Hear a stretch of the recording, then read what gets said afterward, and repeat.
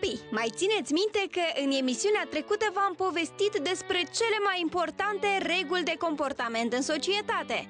V-am promis că săptămâna aceasta vom vizita școala de bune maniere, stil și etichetă care s-a deschis recent în sectorul Ciocana al capitalei. Zis și făcut! Am fost bucuroși să vedem că acolo copilașii se duc cu mare plăcere să învețe diverse lucruri importante pentru a deveni un om educat și pentru a-și dezvolta simțul respectului. Dar să o lăsăm pe doamna Liliana, directoarea școlii, să ne povestească mai multe. Un copil manierat are întotdeauna de câștigat. La noi, la școală, copiii învață, în primul rând, a avea o ținută elegantă. Începem cu ținuta, cu salutul, cu prezentarea.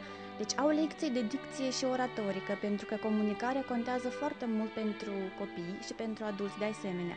Au lecții de vestimentație, învață bunele maniere la masă, arta de a comunica și corespondența cu stil. Deci utilizarea tacâmurilor, cum să devenim oaspete și gazde perfecte.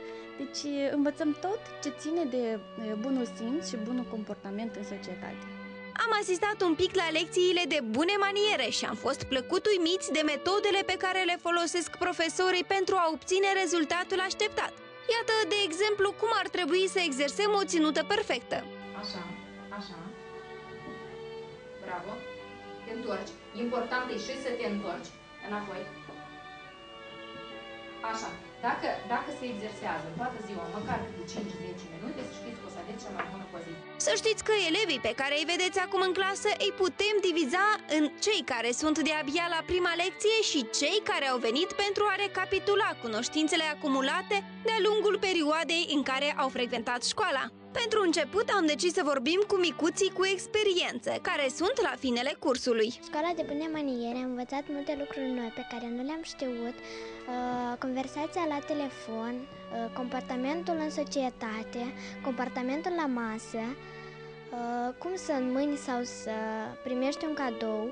I-am învățat ca să țin spatele drept, să mă comport frumos la masă, să vorbesc la telefon,